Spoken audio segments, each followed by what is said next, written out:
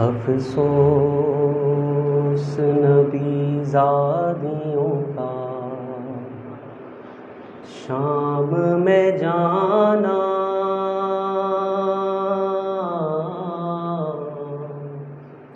سجاد سے پوچھو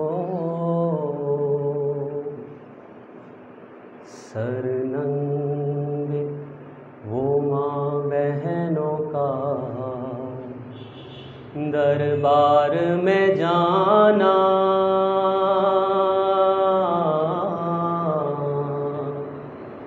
سجاد سے پوچھو چھپتی تھی نبی زادی کے پیچھے کس شرم و حیا سے، اور شمرتا ان بیویوں کے نام بتانا،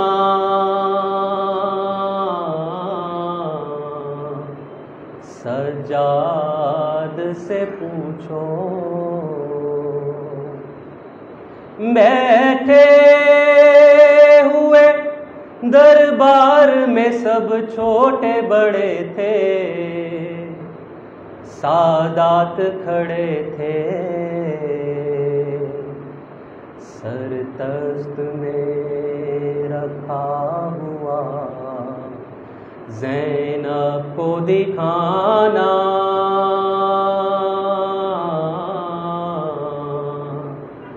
سجاد سے پوچھو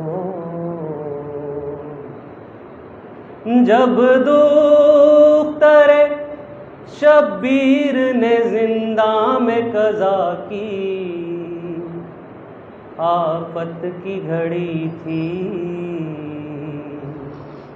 وہ ننھی سی میت بندھے ہاتھوں سے اٹھانا،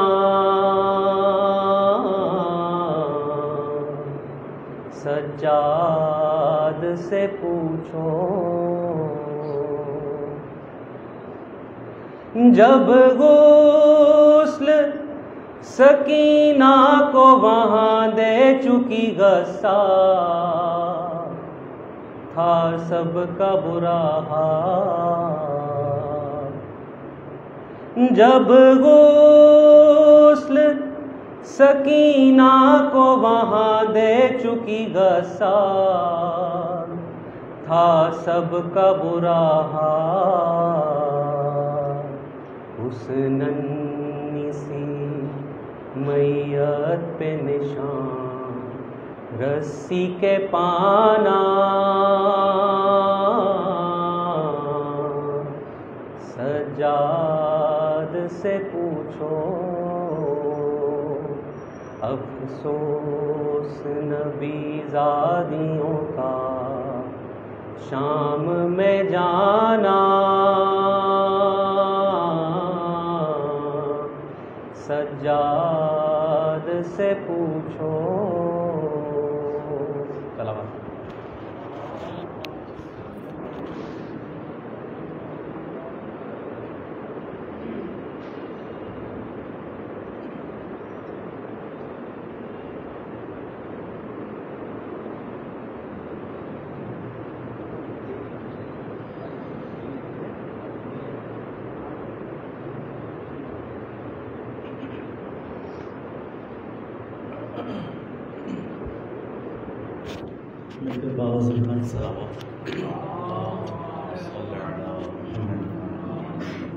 درخواست گزار برادر کامران حیدر سے کہ سلام حضور امام علی مقام علیہ السلام پیش فرمائیں۔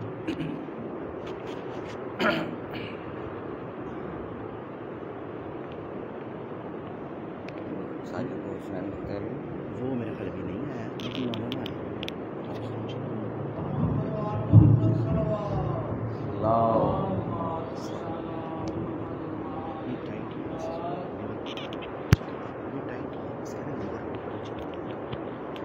برائے خوشنودی محمد اہل بیت محمد صلی اللہ علیہ وسلم۔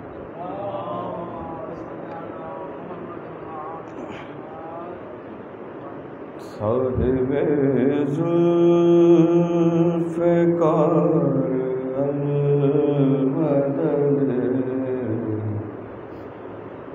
صاحب ذوالفقار المدد، صاحب ذوالفقار المدد،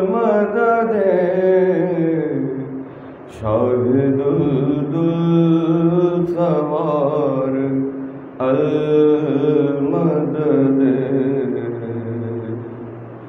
قدم قدم پہ علی کو پکارتے رہنا، قدم قدم پہ علی کو پکارتے رہنا، رواں ہے کشتی ایمان اسی سہارے سے، نہ رک سکے گی یہ ظلم و ستم کے دھارے سے، علی کے نام پہ لگ جائے گی کنارے سے، علی کے نام پہ لگ جائے گی کنارے سے، ہر ایک موج سے ساحل ابھارتے رہنا، قدم قدم پہ علی کو پکارتے رہنا، رہے حیات میں منزل کو ڈھونڈنے والوں، تلاش حق میں نہ در در کی ٹھوکریں کھاؤ،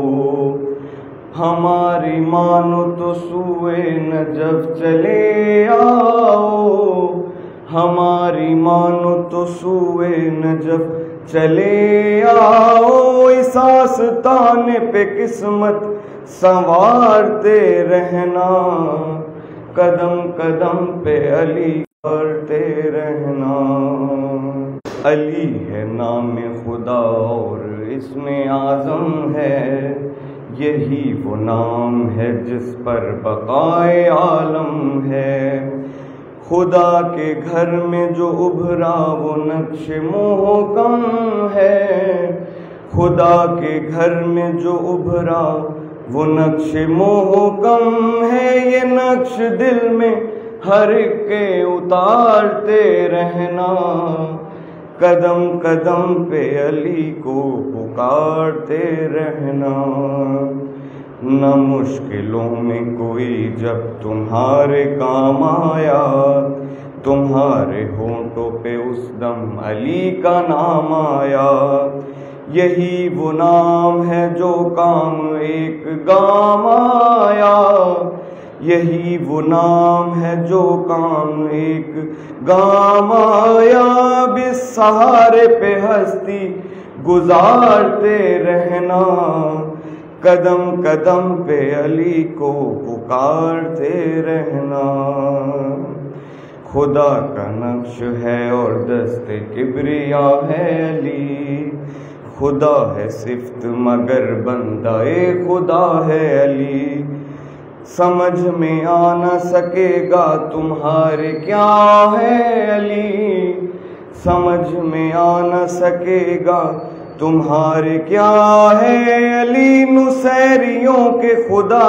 کو پکارتے رہنا، قدم قدم پہ علی کو پکارتے رہنا،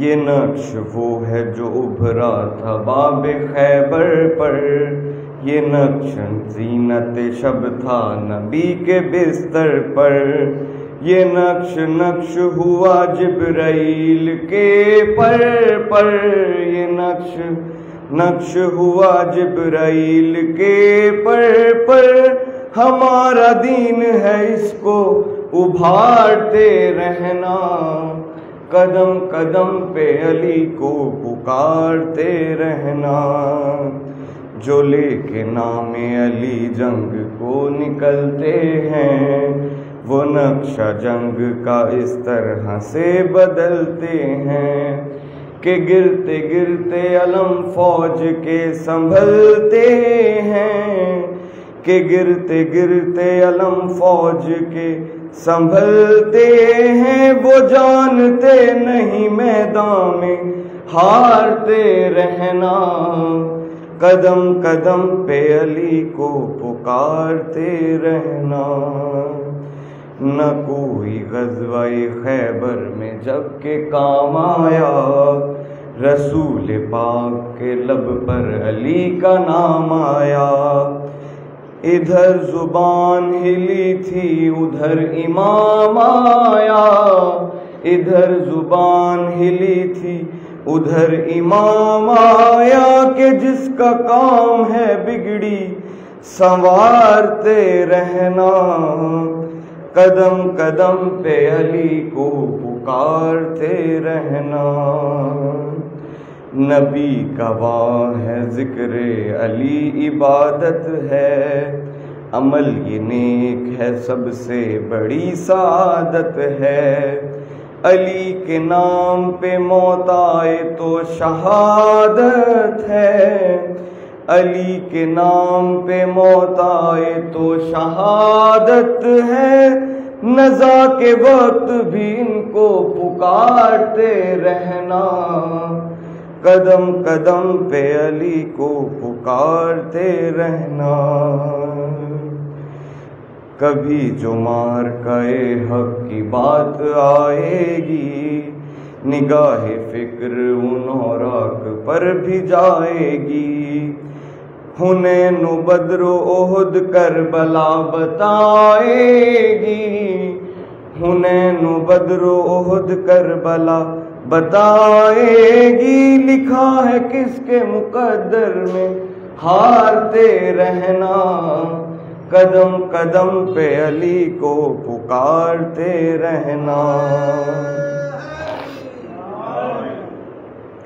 ہمیں بھی آج یہ کہنا ہے اس زمانے سے، کیوں روکتے ہو ہمیں شہ کا غم منانے سے۔ یہ رسم غم تو چلی ہے اسی گھرانے سے، یہ رسم غم تو چلی ہے اسی گھرانے سے۔ لہو سے بزم عزا کو نکھارتے رہنا، قدم قدم پہ علی کو پکارتے رہنا۔ بتائیں سوچ کے وہ جن کو، بتائیں سوچ کے وہ حفظ جن کو قرآن ہے، جو علی کو نہ مانے وہ کب مسلمان ہے۔ مجاہد اپنا تو نہ دے علی پہ ایمان ہے، مجاہد اپنا تو نہ دے علی پہ ایمان ہے۔ اسی سہارے پہ ہستی گزارتے رہنا، قدم قدم پہ علی کو پکارتے رہنا، قدم قدم پہ علی کو پکارتے رہنا۔ درود بر محمد۔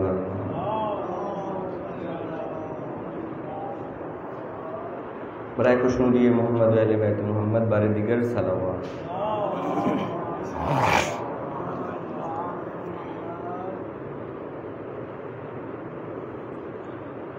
پتھر ہٹا کے لاش سے زینب نے دی صدا،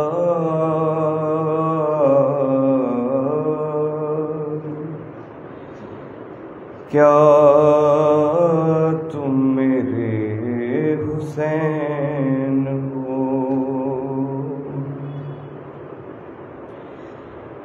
کیسے پڑے ہیں جسم کے ٹکڑے جدا جدا، کیا تم میرے حسین ہو، پتھر ہٹا کے لاش سے زینب نے دی صدا،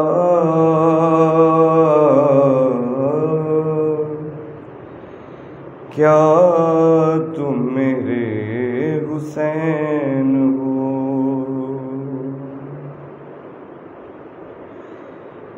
ہائے ہائے میرے غریب کا کیا حال کر دیا، گھوڑوں سے لاشا دشت میں پامال کر دیا، پہچانوں کس طرح سے بدن سے ہے سر جدا، کیا تم میرے حسین ہو؟ پتھر ہٹا کے لاش سے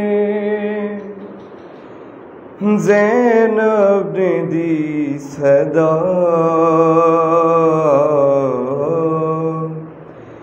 کیا تم میرے حسین ہو؟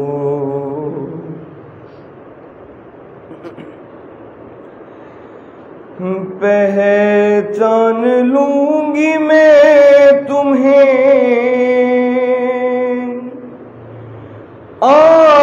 آواز مجھ کو دو،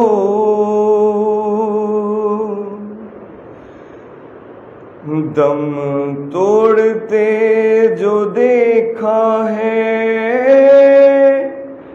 کڑیل جوان کو، آنکھوں میں اب بہن کی اجالا نہیں رہا، کیا تم میرے حسین ہو؟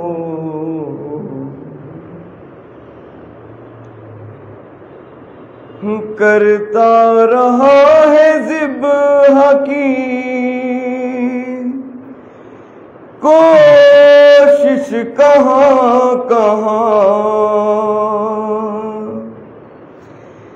خنجر کے ہیں کٹی ہوئی گردن پہ بھی نشان، کاٹا ہے کس طرح سے ستمگار نے گلا، کیا تم میرے حسین ہو؟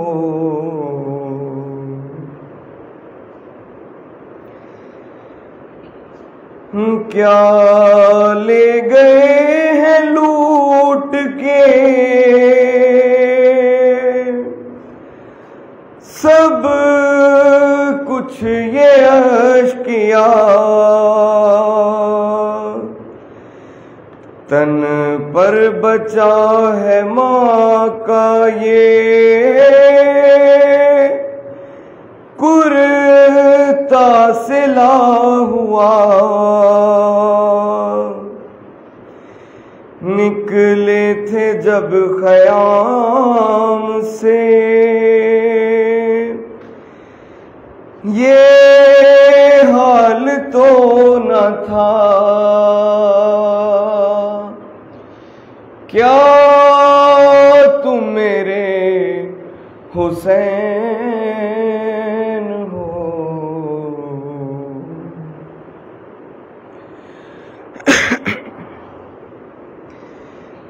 دیکھو بہن دیکھو بندھی ہے ہاتھوں میں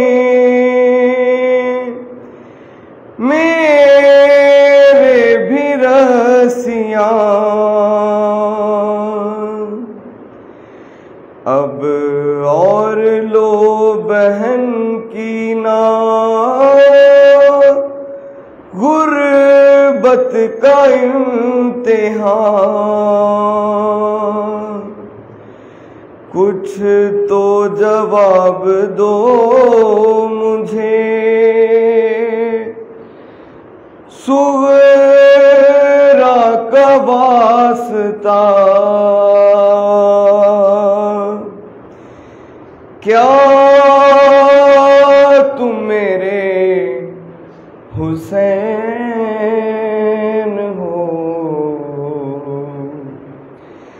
پتھر ہٹا کے لاش سے زینب نے دی صدا،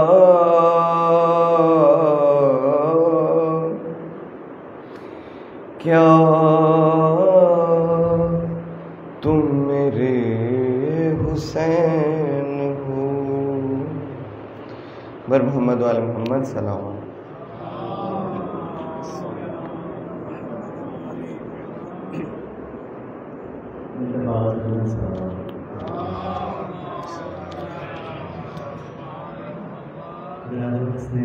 درخواست کروں گا کہ سلام رسول امام علیہ مقام السلام پیش فرمائیں، ان کا دعوت صلوات۔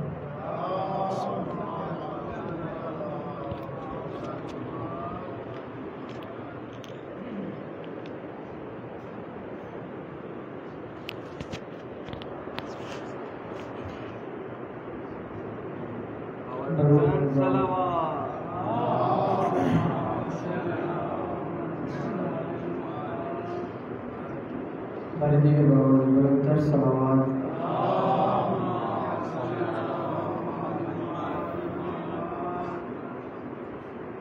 ایک ربائی بان عباس کی بارے میں ہم سب کی سماعت میں برائے خوشنو کے غیشن چاول نظر عباس بلندترین صلوات۔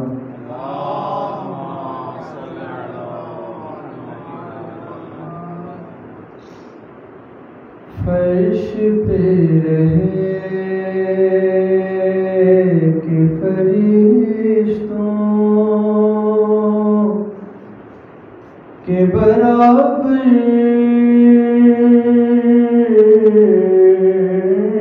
ہونا،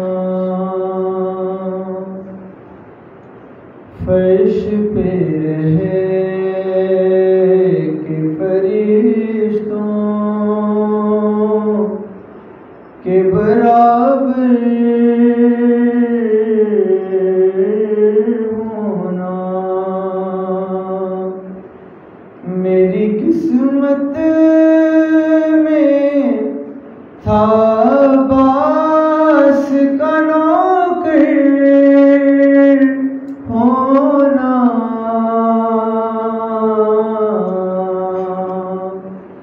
فرش پہ رہے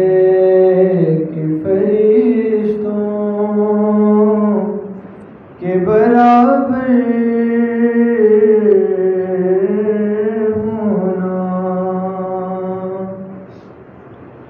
اور بس یہی سوچ کے ہم چھت پہ سجاتے ہیں علام، بس یہی سوچ کے ہم چھت پہ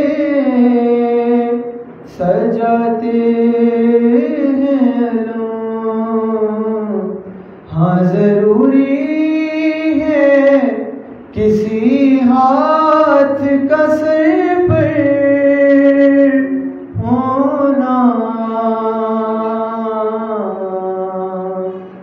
فرش پہ رہے کہ فرشتوں کے برابر ہونا، اور حرنے آتے ہوئے مڑ کر بھی نہیں دیکھا تھا، حرنے آتے ہوئے مڑ کر بھی نہیں دیکھا تھا،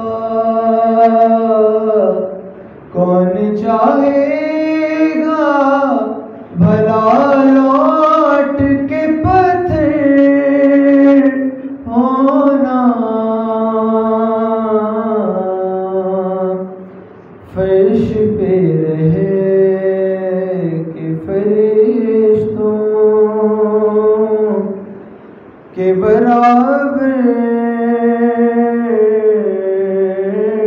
ہونا. صلوات.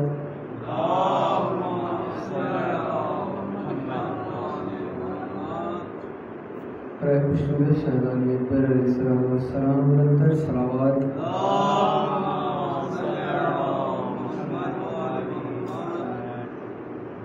برائے خوشنودی بی بی زینب سلام اللہ علیہا بلندرین صلوات.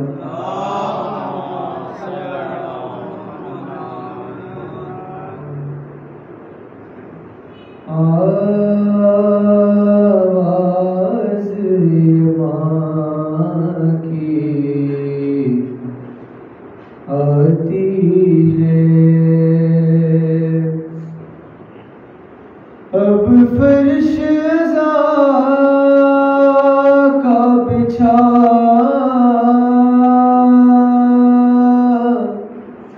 زینب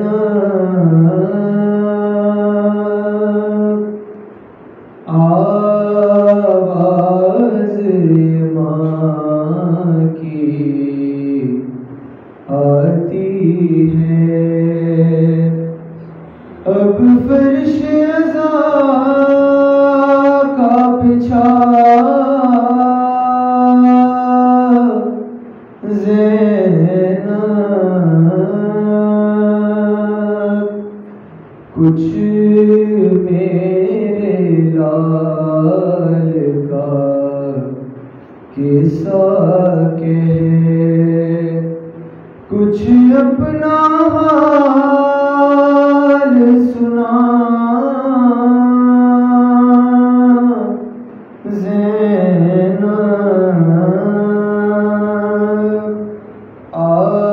آواز ماں کی آتی ہے تجھے کتنے ناز سے پالا تھا میرے گھر میں تجھ سے اجالا تھا تجھے کتنے ناز سے پالا تھا میرے گھر میں تجھ سے اجالا تھا کیوں بال کھلے ہیں اب تیرے کیوں سر پہ نہیں ہے ردا زینب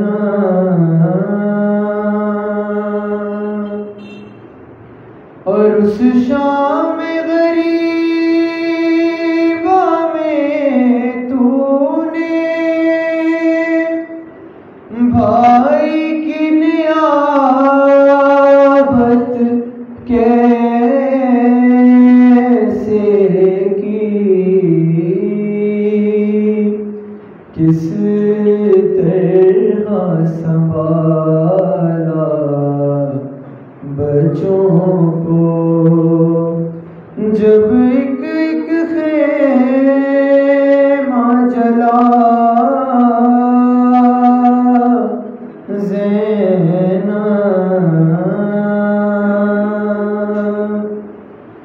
اور زینب نے کہا یہ پیٹ کے سر اب کس کس کا میں حال کہوں زینب نے کہا یہ پیٹ کے سر اب کس کس کا میں حال کہوں ہر ایک یہ کہے کہ بچھڑا تھا حافظ ہے تیرا خدا زینب ہر ایک یہ کہے کہ بچھڑا تھا حافظ ہے تیرا خدا زینب آواز ماں کی آتی ہے.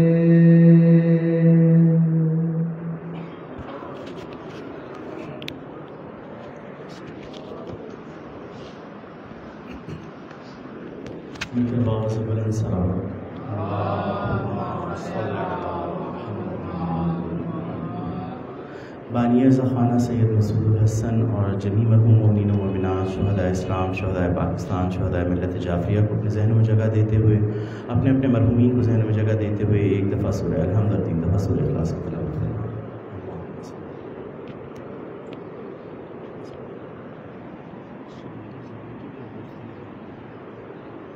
شہید عارف حسینی کی بھی آج برسی ہے، ان کی بھی سورہ فاتحہ ہے.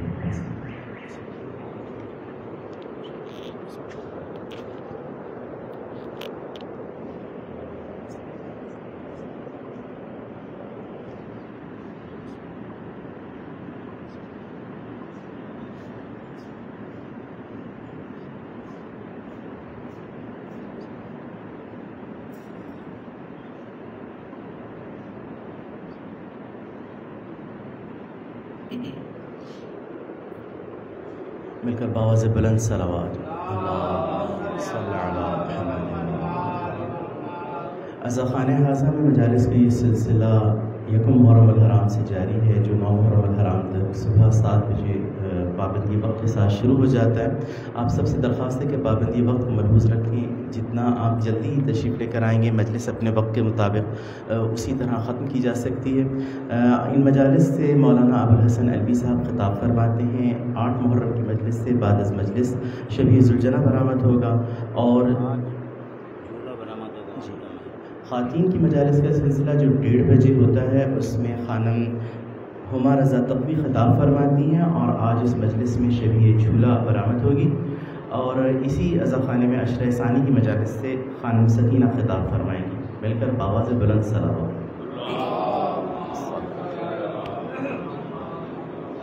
درخواست گزار ہوں خطیب اہل بیت مولانا ابوالحسن علوی سے کہ آج کی مجلس سے خطاب فرمائیں، فضائل و مصائب اہل بیت علیہ السلام بیان فرمائیں. مل کر باواز بلند صلوات.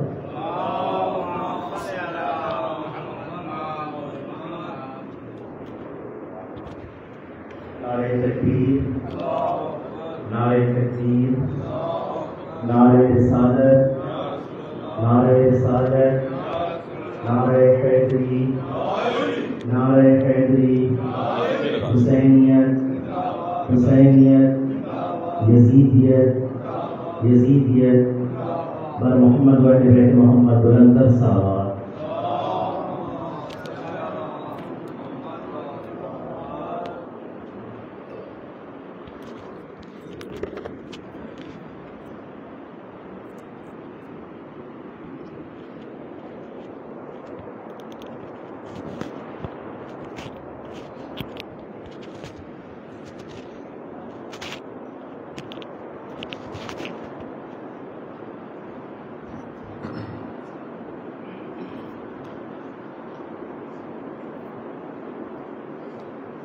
أعوذ بالله من الشيطان الرجيم. بسم الله الرحمن الرحيم. الحمد لله على ما أنعم وله الشكر على ما أنعم، وهو الأول والآخر والظاهر والباطن، وهو بكل شيء عليم. والصلاة والسلام على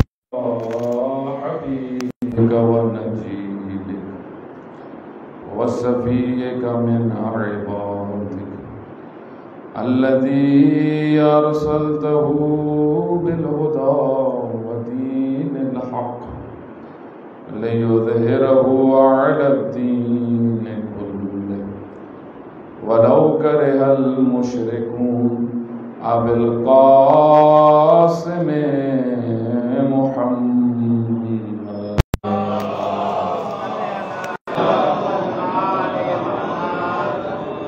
وعلى آله الطيبين الطاهرين المعصومين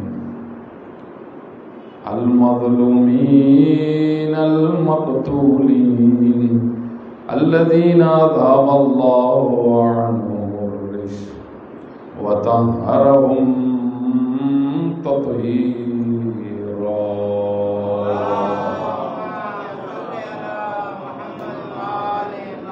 ولعنة الدائمة على أعدائهم أجمعين.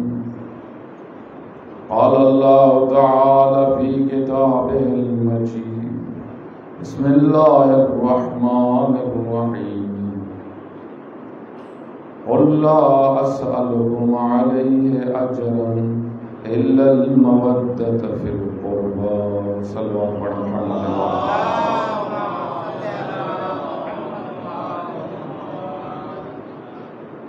خداوند متعال تمام مومنین و مومنات کو صحت و سلامتی عطا فرمائے، اور جہاں پہ بھی عزاداران سید الشہداء علیہ السلام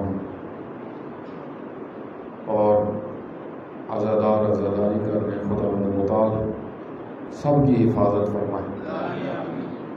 آپ سب اپنی صحت و سلامتی کے لیے اور تمام مومنین و مومنات کی حفاظت کے لیے بلند صلوات پڑھیں. صلی علی محمد وآل محمد وعجل فرجہ. آپ کی خدمت میں عشرہ اول عشرہ محرم الحرام، جس کے آج 6 تاریخ ہو چکی ہے،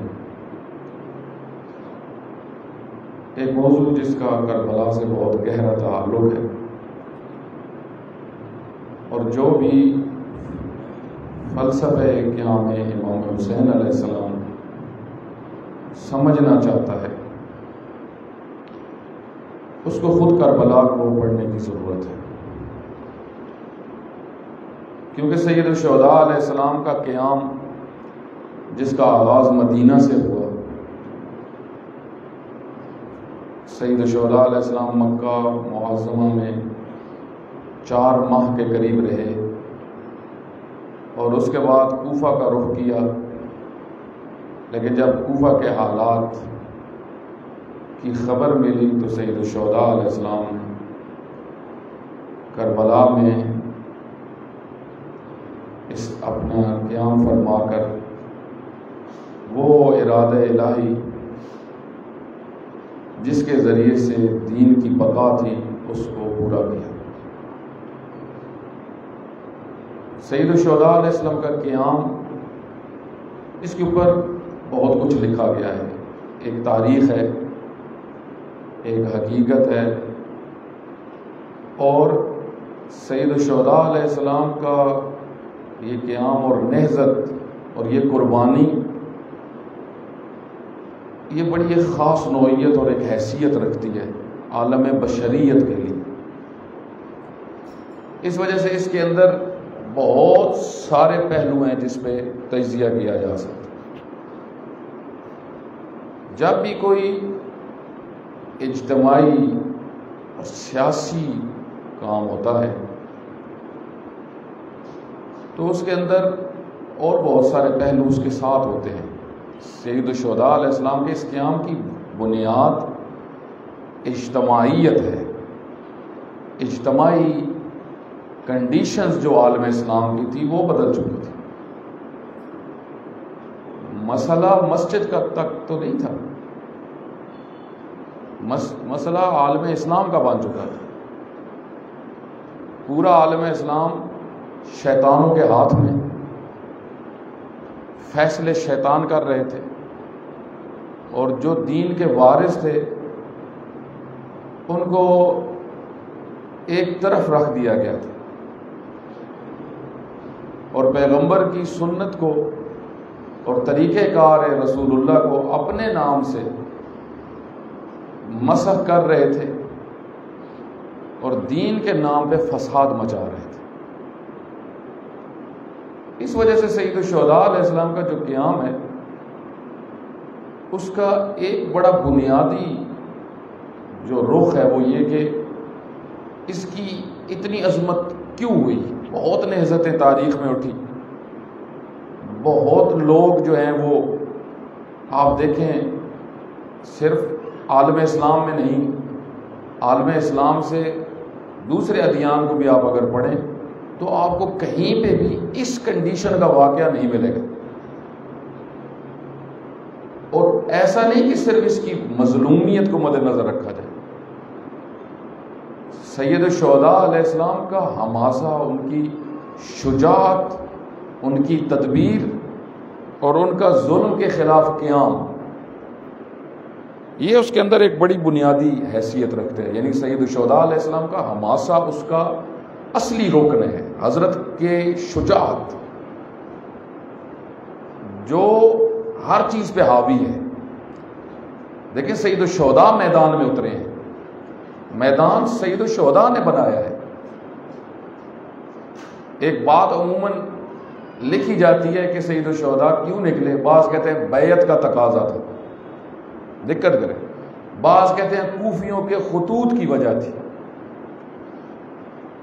بعض اور بہت کچھ کہتے ہیں کہ یہ وجہ بنی۔ سید الشہداء نے خود کیا بیان کیا؟ سید الشہداء علیہ السلام نے خود جو بیان کیا وہ مہم ہے، نہ یہ کہ ٹھیک ہے اسکالرز یا مذہبی علماء یا جو بھی معاشرہ شناسی کے اسپیشلسٹ لوگ ہیں جو انقلابوں پہ تجزیے کرتے ہیں، تحلیل کرتے ہیں، اجتماعی معاملات پہ تحلیل، یہ واقعہ کیوں ہوا، اس کے پس منظر میں کیا ہے، جس طریقے سے آج کل ہوتا ہے تو بہت کچھ لکھا گیا، ہر کسی نے اپنا تجزیہ کیا کہ اس وجہ سے نکلے، یہ وجہ بن گئی تھی۔ لیکن خود سید الشہداء علیہ السلام فرماتے ہیں انما خرجت لطلب الاصلاح امت جدی اريد ان آمر بالمعروف وانہی عن المنکر۔ بنیادی وجہ معاشرے کو برائیوں سے محفوظ کرنا، اچھائیوں کی دعوت دینا، دین کی طرف پلٹانا اور ہر اس شخص کو روکنا جو دین کے پھیلاؤ میں رکاوٹ ہے اور فساد کو پھیلا رہا ہے۔ اس وجہ سے قبر پیغمبر پہ بھی جب گئے تو گریہ کیا اور فرمایا یا رسول اللہ، اور پھر خدا سے خطاب کیا، کہا ہے خدا تو جانتا ہے انی احب آمر بالمعروف، اور میں محبت کرتا ہوں امر بالمعروف سے اور نہی عن المنکر سے، برائیوں سے روکنا مجھے پسند ہے۔ یہ بنیاد بنی۔ یا مثلا خود فرماتے ہیں کہ اے لوگو الا ترون ان الحق لا يعمل به وان الباطل لا يتناهى عنه، حق پہ عمل نہیں ہو رہا اور باطل سے روکا نہیں جا رہا۔ لیرغب المومن، مومن ایسی کنڈیشن میں اللہ سے ملاقات کا ارادہ کرتا ہے۔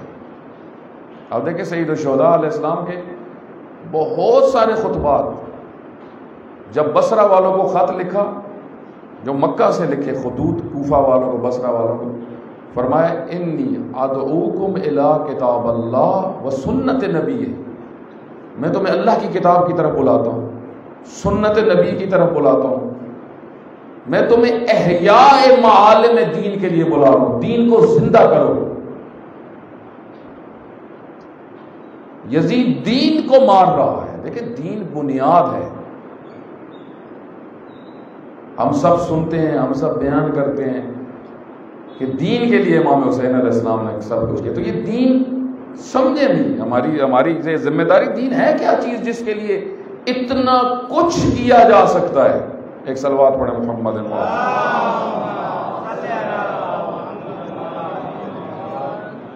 ایک مولانا ہے، وہ ان کا کلپ کچھ ایسا بہت وائرل ہوا، دنیا سے چلے گئے ہیں، ظاہراً مجھے لگتا ہے وہ انڈیا کے تھے اور کسی باہر کے ملک میں وہ سپیچ کر رہے تھے، تو انہوں نے ایک بڑی درد بھری بات کی، خدا رحمت کرے ان پہ. وہ کہتے ہیں کہ آپ سب دین دین کہتے ہو کہ دین کے لیے یہ ہوا. ذاکرین بھی دین کی بات کرتے ہیں، شعراء بھی دین کی بات کرتے ہیں، علماء بھی دین کی بات کرتے ہیں. سید الشہداء نے دین کے لیے سب کچھ کیا. کہا پھر ہمارے ہاں دین کے ساتھ کیا ہو رہا ہے؟ دین کیا چیز ہے؟ عبادت دین ہے، نماز دین ہے، روزہ دین ہے، حج دین ہے، زکوٰۃ دین ہے، امر بالمعروف و نہی عن المنکر دین ہے. تو آج سوسائٹی میں دیکھیں مسلمان انہی چیزوں کے ساتھ کیا کر رہے ہیں. سچ دین ہے، امانت دین ہے، عہد سے وفا دین ہے، یہ سب چیزیں دین ہیں. یہ سب حرام اور حلال دین ہے. لیکن ہماری سوسائٹی دین کہتی ہے، آگے یہ نہیں کہ دین کے ساتھ ہو کیا رہا ہے، میرا رویہ کیا ہے، میں کس طرح دین کے بارے میں سوچتا ہوں، میں دین کو کتنی اہمیت دیتا ہوں، میں حلال اور حرام کو کتنی اہمیت دیتا ہوں، میں جائز اور ناجائز کے بارے میں کتنا سوچتا ہوں کہ یہ کام جائز ہے، یہ ناجائز ہے. سید الشہداء علیہ السلام فرماتے ہیں کہ یہ حلال کو حرام کر رہے ہیں، حرام کو حلال کر رہے ہیں. اور ایسے معاشرے میں جہاں حرام کو حلال کیا جا رہا ہو، میں خاموش نہیں بیٹھ سکتا. تو انہی میں سے ایک چیز جو میں آپ کی خدمت میں عرض کر رہا تھا، دقت کریں، سید الشہداء کی قیام کی روح میں جو ہے وہ چیز، وہ انسانی اقدار، عدل کا نفاذ، ظلم سے نفرت، قائمن بالقسط، حاکم صرف وہ ہوتا ہے جو عادل، اس کے علاوہ عالم اسلام میں حاکم قبول نہیں کیا جاتا. یہ سید الشہداء کا موقف تھا، یہ بنیاد تھی، قسط پہ عادل حاکم. جو اللہ کا حکم ہے، اعدلوا هو اقرب للتقوی، ہم نے تمام انبیاء کو بھیجا عدل کے قیام کے لیے. اسی طرح سید الشہداء علیہ السلام نے مسلمانوں کو بتایا کہ عہد کی وفا کرو، جو میں نے 2 دن گزشتہ آپ کی خدمت میں عرض کیا، عہد کی وفا کرو. لا الہ الا اللہ محمد الرسول اللہ ایک معاہدہ ہے. جس طرح آپ نے جب کسی کمپنی میں جانا ہوتا ہے، آپ معاہدہ کرتے ہیں کہ میں اس کے اندر ان رولز کا پابند رہوں گا، تخلف نہیں کروں گا. اسی طرح دین ایک ادارہ ہے، اس کے ایک رولز ہیں. مثلا فرض کریں دین کا ایک رول ہے، آپ نے صبح اٹھنا ہے، نماز فجر پڑھنی ہے، ایک رول ہے. ایک میں مثال آپ کو دے رہا ہوں. آپ دیکھیں آج ایک بڑی تعداد کیا کرتی ہے، ٹائم لگایا ہوا ہوتا ہے انہوں نے اپنے آفس کا ٹائم لگایا ہوا ہوتا ہے، 8 بجے کا، 9 بجے کا، 10 بجے کا. اس ٹائم فوراً اٹھیں گے. اگر تھوڑے سے لیٹ ہوں گے تو ناشتہ چھوڑ کے چلے جائیں گے اور گھر والی کو کہیں گے کہ میں لیٹ ہو گیا ہوں. بھائی ایک اور ادارے کے ساتھ تم نے معاہدہ کیا ہوا ہے، وہ کدھر گیا؟ تم نے جو لا الہ الا اللہ کہا کہ خدا میں تیرے علاوہ کسی کی بندگی نہیں کروں گا. ایک صلوات پڑھے محمد وعلی.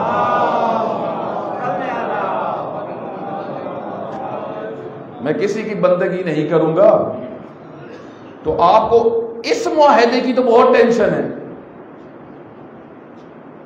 وہ جو معاہدہ ہوا ہے اس وقت تو آپ کو ہوش ہی نہیں تھا. بلکہ آج کل تو رواج ہے، جو ٹائم ہونے لگے تو سو جاتے ہیں، کیونکہ عموماً لوگ 2-3 بجے تک جاگتے رہتے ہیں. یعنی اس کی کوئی پرواہ نہیں. جو اللہ کے ساتھ عہد کیا، الم اعہد الیکم یا بنی آدم اللہ تعبدوا الشیطان انہ لکم عدو مبین، شیطان کے بندے مت بننا، میری بندگی کرنا، جو معاہدے ہیں وہ پورے کرنا. انہی میں سے ایک چیز جو آج آپ کی خدمت میں عرض کرنی ہے، سید الشہداء علیہ السلام نے جس بنیاد پہ قیام کیا وہ تھی حریت، آزادی. سید الشہداء علیہ السلام آزادی دلوانے کے لیے اٹھے. بڑی مہم چیز ہے حریت. کربلا حریت کا درس ہے.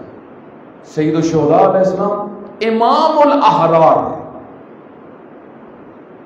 جتنے ہو رہے آزاد مرد ہیں ان کے امام ہیں. آزاد مرد سے کیا مراد ہے؟ آزادی سے کیا مراد ہے؟ دیکھیں بعض لفظ ہم سنتے بہت ہیں لیکن ہمیں ان کے بعض کا درست مفہوم نہیں پتہ ہوتے. فریڈم کا لفظ، آزادی کا لفظ، سید الشہداء علیہ السلام نے حریت کا درس دیا، کیا مانا تھا اس کا؟ دیکھیں دقت کریں، پیغمبر گرامی کے آنے سے پہلے، پیغمبر گرامی کے آنے سے پہلے کس کس چیز کی پوجا ہوتی تھی، کس کس چیز کے سامنے انسان جھکتا تھا؟ ایک چیز بت تھی. مشرکین مکہ بتوں کے سامنے جھکتے تھے، غلامی میں تھے ان کے.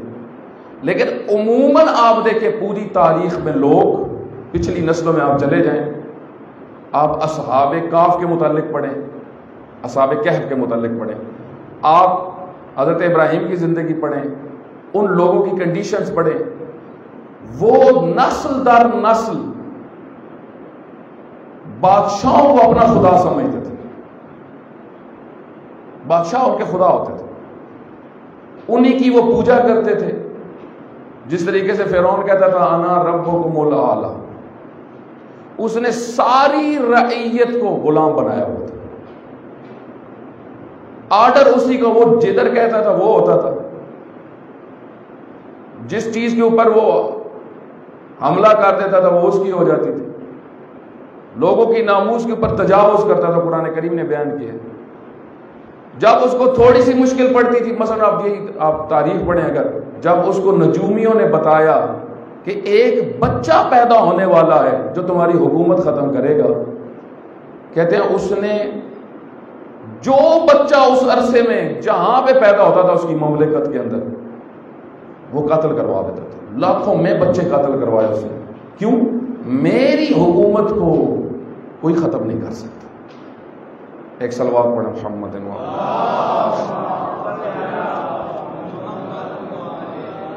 تو آپ دیکھیں اس نے، اب یہ اس نے اپنی طرف سے میری حکومت کو کوئی ختم نہیں کر سکتا، جو بچہ پیدا ہو اس کو قتل کر دو. حضرت موسیٰ پیدا ہوئے، خداوند متعال نے ان کی والدہ کو وحی کی، ہم نے وحی کی موسیٰ کی ماں پر کہ بچے کو نیل میں ڈال دو، پانی میں، دریائے نیل میں پانی میں ڈال دو. یہاں پہ ایک بڑا بنیادی پوائنٹ آپ کی خدمت میں عرض کروں کہ وحی، یہاں پہ قرآن کریم میں تعبیر استعمال ہوئی ہے وحی کی.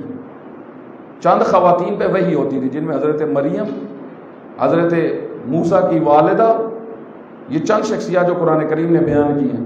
تو اس کا مطلب یہ واضح ہے کہ وحی کا تعلق صرف نبی اور امام کے ساتھ نہیں ہے، رہبر کے ساتھ نہیں ہے، لیڈر کے ساتھ. البتہ عمومی جو معروف ہے وہ یہ کہ صرف نبی پہ وحی ہوتی ہے، صرف رسول پہ وحی ہوتی ہے، امام پہ وحی نہیں ہوتی.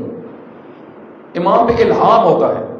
وحی کا سلسلہ ختم ہو گیا پیغمبر اکرم صلی اللہ علیہ وسلم پہ. یہ ایک معروف اور یہ درست قول ہے، درست بات یہی ہے، نظریہ اسلام یہی ہے.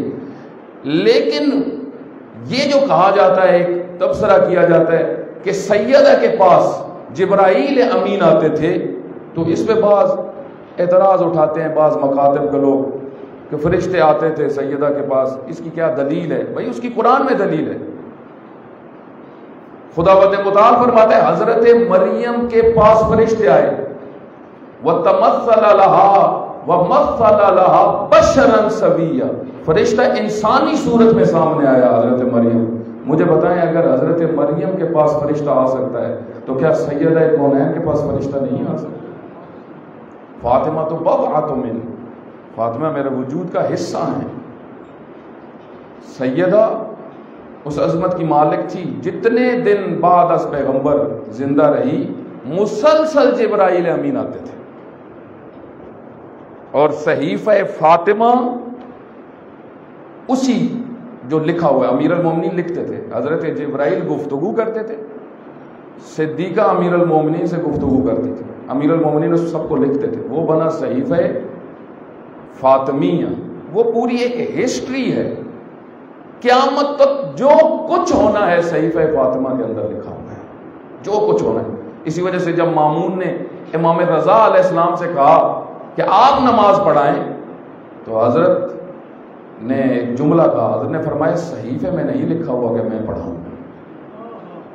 تو ویسے انداز ہو گیا کہ بی بی کی شخصیت کیا ہے. تو وہی ہوئی، حضرت موسیٰ کی والدہ نے ان کو پانی میں ڈال دیا۔ آپ دیکھیں فرعون نے لاکھوں قتل کروائے صرف اس لیے کہ وہ بچہ پیدا نہ ہو، اور اللہ کی طاقت دیکھیں، اللہ فرما رہا تھا تو صرف دعوے کر رہا ہے رب ہونے کے، تو رب نہیں ہے، میں اسی بچے کو تیرے گھر میں پالوں گا۔ آپ دیکھیں، ایک صلوات پڑھے محمد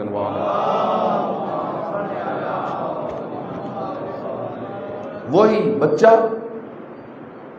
فرعون کے گھر میں بڑا ہوا،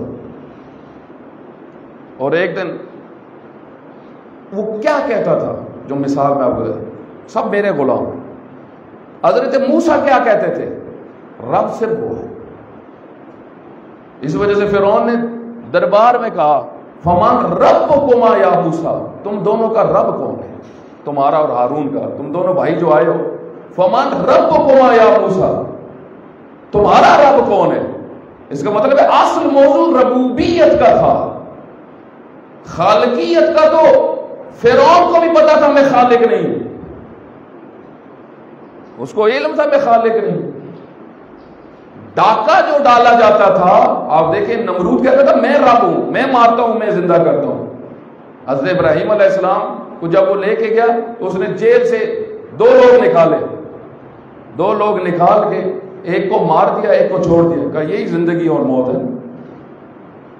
تو حضرت ابراہیم نے فرمایا میرا رب وہ ہے جو سورج کو مشرق سے نکالتا ہے، مغرب میں غروب کرتا ہے، اگر تم ہو تو کر کے دکھاؤ۔ ربوبیت کا کام ہے نظام چلانا، ربوبیت پروردگار موت و حیات، اگر وہ کسی بندے کو عطا بھی کرتا ہے تو اپنے اذن سے اختیار دیتا ہے۔ حضرت موسیٰ، حضرت عیسیٰ مردوں کو زندہ کرتے تھے، لیکن ساتھ یہ بھی کہتے تھے بِإِذْنِ اللَّهِ، یہ اللہ کا آرڈر ہے، اللہ کے اذن سے میں کہا۔ تو آپ دیکھیں فرعون اپنا غلام بناتا تھا، نبی اللہ کا غلام بناتے ہیں، یہ فرق ہے۔ ادعو الی اللہ، میں اللہ کی طرف بلاتا ہوں، پیغمبر فرماتے ہیں قرآن کریم کے اندر سورہ یوسف کے آخر میں اللہ کی طرف بلاتا ہوں۔ ادعو الی سبیل ربک، اے حبیب ان کو میری راہ پہ بلاؤ۔ امیر المومنین اللہ کی طرف ساری زندگی دعوت دیتے رہے، اللہ کے دین پہ آؤ۔ معصوم فرماتے ہیں ہماری کیوں مانو، الی اللہ تدعون، ہم تمہیں اللہ کی طرف بلاتے ہیں، اپنی طرف نہیں بلاتے۔ میرے بھائی سفیر ہوتا ہی وہ ہے جو سفارت کر رہا ہو۔ حضرت مسلم بن عقیل جب کوفہ میں گئے تو لوگوں کو یہ نہیں کہہ رہے تھے مجھے امام بناؤ، وہ فرما رہے تھے تمہارا جو امام ہے اس کی پیروی کرو، وہ حسین ابن علی ہے، میں حسین کا سفیر ہوں۔ انبیاء سفیر ہیں، رسول سفیر ہیں، آئمہ سفیر ہیں پروردگار کے۔ حضرت نے جو اپنا وصیت نامہ ہے امیر المومنین کا، اپنے بیٹوں کو جو وصیت کی، فرمایا میرے بیٹو اگر اس کے علاوہ کوئی رب ہوتا تو وہ بھی اپنے بندے بھیجتا، سفیر بھیجتا، کوئی اس کو ان کی طرف بھی بلانے والے ہوتے نہیں۔ پروردگار ہے جو سارا نظام چلا رہا ہے، سارا سسٹم کا چلا رہا ہے۔ تو یہ کیا کرتے تھے؟ فرعون کہتا تھا انا ربکم الاعلی، میں تمہارا رب ہوں۔ حضرت موسیٰ فرماتے تھے تم رب نہیں ہو۔ اور آپ دیکھیں پیغمبر گرامی نے بنیادی ترین چیز جو بیان کی، بنیادی ترین، پیغمبر گرامی ایک آیت جس کو تمام ممالک میں لکھ کے بھیجتے تھے خطوں کے اندر، وہ کون سی آیت تھی؟ سورہ آل عمران کی ایک آیت تھی جس میں یا اہل الکتاب، اے اہل کتاب تعالوا الی کلمۃ سواء بیننا وبینکم ان لا نعبد الا اللہ۔ اے اہل کتاب، اے یہودیوں، روم کے یہودیوں، روم کے عیسائیوں، میں تمہیں ایک چیز کی دعوت دیتا ہوں جو ہم سب میں مشترک ہے، ان لا نعبد الا اللہ، اللہ کے علاوہ کسی کی بندگی نہیں کرنی، ولا نشرک بہ احدا، اس کے ساتھ شرک نہیں کرنا، ولا یتخذ بعضنا بعضا اربابا، ایک دوسرے کا رب نہیں بننا۔ کوئی قوم کسی قوم کی رب نہیں بن سکتی. کوئی کسی کے اوپر آرڈر اس طرح نہیں کہ اس کو دبا کے اس کے اوپر آرڈر دے. آپ دیکھیں پیغمبر گرامی حضرت بلال کو حبشی کو جب پاس بٹھاتے تھے تو قبیلوں کے سرداروں کو کیا تکلیف ہوتی تھی؟ وہ کہتے تھے جس کو ہم کام کرواتے تھے پورا دن پھر اس کو مارتے تھے. ہمارے کمرہ تو دور کی بات, ہمارے گھر میں بھی اس کو بیٹھنے کی اجازت نہیں ہوتی تھی. محمد اسی کو پاس بٹھا کے کھانا کھلاتا ہے. اب دیکھیں آئمہ کی بھی روش یہی تھی, آئمہ کا بھی طریقہ کار یہ تھا. امام حسین علیہ السلام ایک دفعہ گزر رہے تھے تو کچھ لوگ فقراء بیٹھے ہوئے تھے روڈ کے اوپر. امام حسن اور امام حسین واقعات سب کے ملتے ہیں. تو حضرت جب گزرے تو انہوں نے حضرت سے کہا کہ آپ ہمارے پاس نہیں آئیں گے مہمانی کے لیے, کھانا کھانے لگے. حضرت سواری سے اترے, وہ روڈ کے اوپر جس طرح بعض وقت فقراء بیٹھے تھے, حضرت بیٹھ کے حضرت نے کھانا کھایا. جب کھانا کھا لیا حضرت نے فرمایا تم نے مجھے دعوت دی, اب میں تمہیں دعوت دیتا ہوں, تم نے میرے پاس آنا ہے. آپ دیکھیں یہاں پہ یہ نہیں کہ میں فرزند رسول ہوں, میں اشرف المخلوقات ہوں, تو یہ کیا چیز ہے نا, یہ بندگان خدا ہیں. یہ ہر انسان کو ویلیو دیتے ہیں, حیثیت دیتے ہیں, عزت دیتے ہیں, اور اس کو کہتے ہیں آزاد بنو, آزاد مرد بنو, حر بنو, اپنے آپ کو بیچو نا.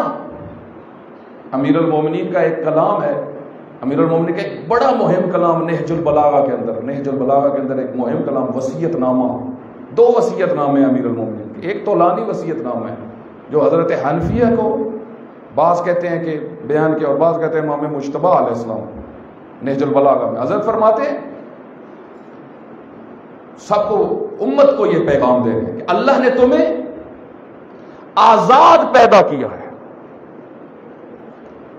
تم کسی کے غلام مت بننا. جعلک اللہ حرا, کسی اللہ نے تمہیں حر بنایا ہے. حر کیا مطلب حر بنایا؟ یعنی تمہیں آزاد بنایا ہے اور کہا ہے کہ تم نے صرف اور صرف میری غلامی کرنی. اس غلامی میں تمہاری آزادی ہے. یہ بڑی مہم بات ہے کہ پروردگار کی غلامی میں حقیقی آزادی ہے. بقایا ہر غلامی میں انسان پستا ہے. آپ کو اس کی میں ایک مثال دے دیتا ہوں. ایک عالم بڑی خوبصورت بات کر رہے تھے, بہت خوبصورت. شہید مطہری نے یہ بیان کیا ایک جگہ میں, شہید مطہری رحمۃ اللہ علیہ, کتنے عظیم رائٹر ہیں. وہ فرماتے ہیں آپ اس سے اندازہ لگائیں کہ آپ جس سے بھی طلب کریں, چاہے باپ سے بھی طلب کریں, چاہے کسی رشتہ دار سے بھی پیسے مانگے یا کوئی چیز مانگے, آپ کے اندر ایک شرم ہوگی, کیونکہ مانگنا ایک عیب سا محسوس ہوتا ہے, چاہے جتنا قریبی تعلق ہو. شہید مطہری فرماتے ہیں پروردگار کتنی عظیم ذات ہے, اس سے مانگ کے بندہ فخر کرتا ہے. یہاں ان کے نمائندے جو ہیں جن کو اللہ نے عطا کیا ہے, ان کا توسل کرنا. آپ دیکھیں خداوند متعال حضرت سلیمان کے متعلق قرآن کریم میں فرماتا ہے, دقت کریے گا اس آیت کے اوپر, سورہ سواد کی یہ آیت ہے. خداوند متعال فرماتا ہے ھذا عطاؤنا. آپ کو پتا ہے حضرت سلیمان کو اللہ نے بہت کچھ دیا, جنوں انسوں پرندوں کے اوپر کنٹرول. وَأَصَلْنَا لَهُ عَيْنَ الْقِطْرِ, تانبے کے چشمے, تانبے کے, اور حکم ہوا ہے اس سے دیگیں بناؤ, اس سے برتن بناؤ, لیکن اس سے تلوار نیزہ نہیں بنانا, لڑائی والی چیزیں نہیں بنانا. یہ بہت اہم ہے.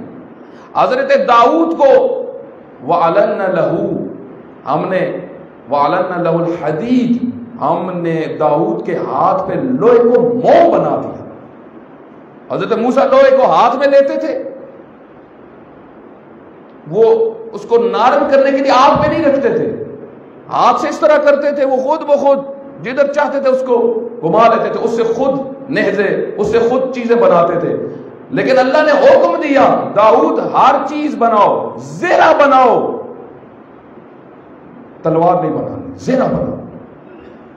اپنی قوم کے تحفظ کے لیے, مارنے کے لیے چیزیں نہیں بنانی. یہ بہت بڑا پیغام ہے. آپ دیکھیں حضرت داؤد علیہ السلام ایک ریولوشنل شخصیت ہے تمام دنیا کے ادیان کے نزدیک. تمام دنیا، انجیل، تورات، زبور میں حضرت داؤد ہے ایک انقلابی، جنہوں نے ایک انقلاب برپا کیا، جالوت کو ختم کیا. اللہ نے ان کے فرزند کو کیا کیا؟ وَوَرِثَ سُلَيْمَانُ دَاؤُودَ، ہم نے سلیمان کو داؤد کا وارث بنایا. وہی چیزیں ملی لیکن اس سے بھی بڑے لیول کی. اللہ فرماتا ہے ہذا عطاؤنا، یہ ہماری عطا ہے تمہارے پاس.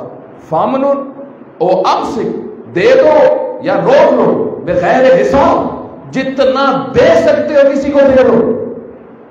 ایک بندے کو خدا فرما رہا ہے، ایک بندے کو خدا کہہ رہا ہے فامنن بغیر حساب، ہم نے تمہیں دے دیا ہے. آپ اس سے اندازہ لگائیں اختیارات کتنے تھے کہ ایک دن دربار میں کہا کون ہے جو بلقیس کے تخت کو اٹھا کے لائے گا جو ہزاروں کلومیٹر پہ تھی، وہ آ رہی تھی. حضرت نے وہ تخت منگوایا. کیوں منگوایا؟ صرف اس لیے تاکہ اس کو پتا چلے سلیمان کی طاقت کتنی ہے. اور وہ جب آئی تو پہلے پہنچا ہوا تھا. تخت کس طرح پہنچا پہلے تخت؟ حضرت نے فرمایا کون ہے جو تخت کو لے کے آئے گا؟ دربار میں کہا.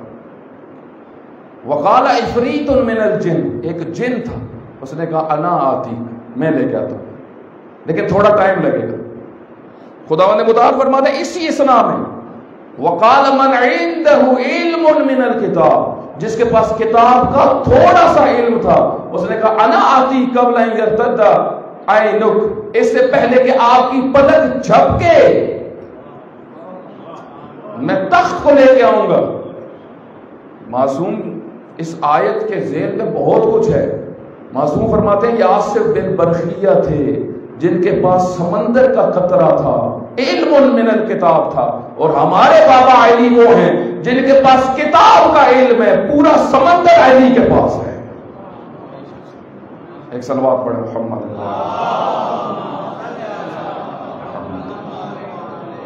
اب اس سے اندازہ لگا کہ خدا اپنے بندوں کو کتنا دیتا ہے. حضرت سلیمان نے یہ نہیں کہا اب میں رب ہوں میرے پاس سب کچھ ہے. سب کچھ تھا. یہی تو معیار ہے. فرعون کے پاس تھا، اپنے پہ آ گیا، اللہ نے اس کو نابود کر دیا کہ تجھے میں نے عطا کیا، تو کیا کر رہے؟ حضرت سلیمان کا کیوں تعارف کروا رہے ہیں، عظمت بیان کر رہے ہیں. اللہ بتا رہا ہے دیکھو سب کچھ ہے لیکن میرا فرما بردار ہے، بات میری کرتا ہے. معصوم فرماتے ہیں یہ آیت ہمارے متعلق بھی جاری ہے. اللہ نے ہمیں بھی اختیار دی ہیں، آغا عطا ہونا، جس کو جتنا دے دے بغیر حساب. بغیر حساب. امام حسین علیہ السلام کے پاس وہ اختیارات ہیں، معصومین کے پاس وہ اختیارات ہیں. لیکن میرے بھائی یہ سب اللہ نے ان کو دیا ہے ان کی بندگی کی بنیاد پہ. اللہ نے ان کو چنا ہے، اس وجہ سے اللہ نے ان کو بہت کچھ دیا ہے. یہ لوگوں کو دوسروں کی غلامی سے نکال کے اللہ کی غلامی میں لے کے جاتے تھے. اللہ کی لا الہ الا اللہ کا مطلب کیا ہے؟ ہم کسی کے غلام نہیں ہیں. الہ پہلے نفی ہو رہی ہے، ہم کسی کے بندے نہیں ہیں، ہمارا کوئی معبود نہیں ہے. اس لا الہ کے اندر کیا ہے؟ نصاب، پورا نصاب توحید. میرا کوئی خالق نہیں ہے تیرے علاوہ، میرا کوئی پروردگار نہیں ہے تیرے علاوہ، میرا کوئی بنانے والا نہیں ہے تیرے علاوہ. لا الہ الا اللہ محمد الرسول اللہ، اور اس پیغام کو پہنچانے والے رسول اللہ ہیں اور اس کو بچانے والے علی ولی اللہ ہیں. یہ دین ہے میرے بھائی، یہ دین ہے. تو اس وجہ سے آپ دیکھیں ولا یتخذنا بعضنا بعضا اربابا، ایک دوسرے کو رب نہیں بنانا. یہ پیغمبر کا تبلیغ کا تمام اہل ادیان کو یہ بھیجا اور کہا کہ آزادی کرو. آپ نبی، آپ دیکھیں نبی امام ہر غلامی سے انسان کو نجات دلاتے ہیں، ہر غلامی سے. کسی کے غلام نہ بنو، یزید جیسوں کے غلام نہ بنو. امام حسین علیہ السلام نے کیوں کیا فرمایا اس کی غلامی سے نکلو. یہ رعیت کو اپنا غلام بنانا چاہتا ہے. جب وہ یہ کہتا تھا ممبر کے اوپر، وہ گستاخ اور ملعون جب یہ کہتا تھا نہ کوئی وحی آئی ہے نہ کوئی فرشتہ آیا ہے، یہ بنی ہاشم کا ڈھونگ ہے. آپ دیکھیں اس نے کہاں پہ ہاتھ رکھا، کتنی جرت کی. یہ ہے لوگوں کو غلام بنانا. اب سب چپ کر کے بیٹھے ہوئے، ایک شخصیت اٹھتی ہیں جن کو اللہ نے آزاد کیا ہوا ہے ہر طاقت سے، جو سب سے زیادہ پاور رکھتے ہیں، سب سے زیادہ ارادہ رکھتے ہیں. اہل بیت کسی طاقت کے سامنے جھکنے والے نہیں ہیں، کیونکہ خلیفۃ اللہ ہیں. خلیفۃ اللہ کی خصوصیت یہ ہوتی ہے جس کے اندر اللہ کے کمالات ہوں، جس کے پاس علم الہی ہے. وما تشاؤون الا ان یشاء اللہ. اس وجہ سے آپ دیکھیں سید الشہداء علیہ السلام میدان میں ہے. ایسے عموماً آپ دیکھیں کوئی سوچ بھی سکتا ہے اتنی بڑی طاقت، چھوٹی سی طاقت ہو، ایک محلے کی طاقت ہو، لوگ ڈرتے ہیں. سید الشہداء علیہ السلام ایک عالمی طاقت اس وقت کی، یزیدیت، شام پہ کنٹرول، عراق پہ کنٹرول، بصرہ، پورے افریقہ پہ کنٹرول. اب اس وقت بڑے کام میں حکومت پھیلی ہوئی تھی، افراد کی کمی نہیں تھی، لیکن پھر وہ امام حسین کے اوپر نظر رکھے ہوئے تھا اور خط پہ لکھتا تھا اس کو قتل کرو، اس کو کیوں؟ کیونکہ اس کو پتا تھا میری شیطنت کو الہی نمائندہ ہی ختم کر سکتا ہے. اس شیطنت، تو انبیاء آتے ہیں غلامی سے نجات دلانے. آپ دیکھیں ایک غلامی کیا ہے، میں صرف نتیجے کی طرف جا رہا ہوں. ایک غلامی کیا ہے میرے بھائی؟ خواہشات بھی غلام بناتی ہیں. اپنی خواہشات کے غلام نہ بنو، آزاد مرد بنو.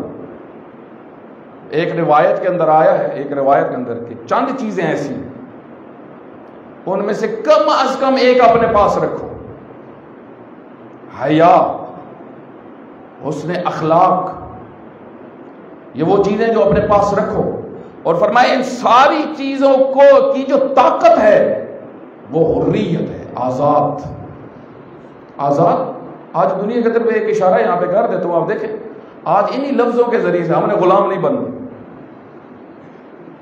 سب سے زیادہ ان لفظوں کے ذریعے سے پوری دنیا کے اندر آپ دیکھیں، یورپ میں، پوری دنیا میں کہا گیا آزادی نسواں، خواتین کی آزادی. کس چیز سے آزادی بھائی؟ گھروں سے آزادی، شوہر سے آزادی، بچوں سے آزادی. یہ شوہر کا پابند، شوہر کے ساتھ رہنے کو غلامی سمجھتے ہیں. میرے بھائی شوہر اللہ نے کوئی آقا تو نہیں بنایا. شوہر بھی بندے خدا، خاتون بھی کنیز خدا. اللہ نے کہا مل کے رہنا ہے. مرد کو میں ولی بنا رہا ہوں. ولی کا مطلب یہ ہے کہ یہ معاملات کو چلائے گا. ولی ڈکٹیٹر نہیں ہوتا. ولی در حقیقت تحفظ کے لیے ہوتا ہے. ولی کا کام ہے ہر چیز کا خیال رکھنا، بچوں کا خیال رکھنا، زوجہ کا خیال رکھنا، ان کے معاملات، ان کا نفقہ پورا کرنا. اللہ نے ایک سسٹم بنایا. لیکن اگر خواتین کو یہ سکھایا جائے آزاد ہو جاؤ، آزاد ہو کے کیا کرو؟ شوہر سے آزاد ہو جاؤ اور گلی محلوں میں پھر. آپ دیکھیں یہ آزادی ہے. بچوں کو کہا جائے والدین سے آزاد ہو جاؤ، یعنی کیا؟ یعنی 10 سال میں بھاگ جاؤ. یہ آزادی ہے؟ یہ پس گھٹیا ترین غلامی ہے، خواہشات کی غلامی. خواہشات سب سے زیادہ انسان کو غلام بناتی ہیں. اب بس آپ دیکھیں بعض عادتوں کے غلام، عادتیں نہیں چھوٹتی، عادتیں غلام بناتی ہیں انسان. اسی طریقے سے اور بہت ساری چیزیں ہیں. آزادی نسواں کے نام پہ خواتین کو بگاڑا گیا. آزادی نسواں کے نام. فریڈم کون کہتے ہیں؟ فریڈم جو خود سب سے زیادہ ظالم ظلم کرنے والے. آپ دیکھیں جو کہتے ہیں دنیا سے ہم نے دہشت گردی کو روکنا ہے، سب سے زیادہ دہشت گردی انہوں نے پھیلائی. آپ تحقیق کر لیں جتنے دہشت گرد گروپ بنائے گئے ان کی طرف سے بنائے گئے جنہوں نے کہا ہم دہشت گردی کو ختم کر رہے ہیں. یہ دو رخی ہے. انسانی اقدار کا غلط استفادہ کرنا، لوگوں کو بے وقوف بنانا. انبیاء اس طرح نہیں کرتے، رسول اس طرح نہیں کرتے، امام اس طرح نہیں کرتے. امام نے جب کہا میں تمہیں آزادی دلوا رہا ہوں، واقعا آزادی، کیوں؟ کیونکہ جو آزادی کی بات کر رہا ہے وہ خود آزاد مرد ہے، کسی کا غلام نہیں ہے سوائے اپنے پروردگار کے۔ جو خود ہی غلام ہو، جس کی سوچ غلام ہو، جس کا کردار غلامی والا ہو، جو خود خواہشات کا غلام ہو۔ میرے بھائی، اگر کوئی شخص خود خواہشات کا غلام ہو، میں قوم کو نجات دلاؤں، فرض کریں میں محلے کو نجات دلاؤں، سب سے پہلے اسی وجہ سے جب امام خمینی رحمۃ اللہ علیہ سے ایک پاکستان میں گزرے ہیں، انہوں نے کہا میں دین مصطفی، نظام مصطفی لانا چاہتا ہوں پاکستان میں۔ امام خمینی کو کہا، کیونکہ امام وہاں پہ انقلاب لے کے آئے تھے تو ادھر بھی شوق ہوا، انقلاب ادھر بھی آئے۔ تو امام نے جب یہ سنا تو وہ جاتے بھی بہت تھے امام خمینی سے یہاں سے ملنے کے لیے، آپ جانتے ہیں وہ جاتے بھی بہت تھے۔ تو امام خمینی نے مسکرا کے کہا چہرے کے اوپر تو نظام آ نہیں سکا، ملک کے اوپر کہاں سے نظام لے کے آؤ گے؟ چہرے کے اوپر نظام ہے۔ پیغمبر کی داڑھی تھی یا بغیر داڑھی کے تھے؟ بتائیں، پیغمبر کسی ایک امام بغیر کو داڑھی کے تھے؟ پیغمبر بغیر داڑھی کے تھے؟ نہیں۔ چہرے کے اوپر ہی جب نظام نہیں آ سکا، ظاہر میں نظام نہیں آ سکا، تو باطن تو بعد کی بات ہے میرے بھائی۔ اور پھر اس سے آگے جو خود کو آزاد نہ کروا سکے، وہ اپنے بچوں کو آزاد کروا سکتے ہیں غلامیوں سے؟ جو خود پستیوں میں ڈوبا ہوا ہو، جو خود خواہشات میں ڈوبا ہوا، جو خود شہوتوں میں ڈوبا ہوا ہو، وہ اپنے بچوں کی ایسی تربیت کر سکے گا کہ وہ آزاد مرد بنے؟ نہیں کر سکتا میرے بھائی۔ جو فاقد الشیء ہوتا ہے، فلسفے کا ایک قانون ذہن رکھے، فلسفے کا ایک بہت مشہور قانون ہے، فاقد الشیء موتی الشیء نہیں ہوتا۔ جس کے پاس خود چیز نہ ہو وہ دوسرے کو نہیں دے سکتا، جس کے پاس خود پیسے نہ ہو وہ دوسرے کو دے سکتا، جس کے پاس خود علم نہ ہو وہ دوسرے کو علم دے سکتا ہے۔ ایک عقلی قانون ہے۔ جو خود بے وفا ہو وہ دوسروں کو وفا سکھا سکتا ہے، جو خود ظالم ہو وہ دوسروں کو عدل بتا سکتا یا سکھا سکتا ہے؟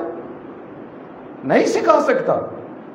اس کا کردار بتا رہا ہے یہ ظالم ہے۔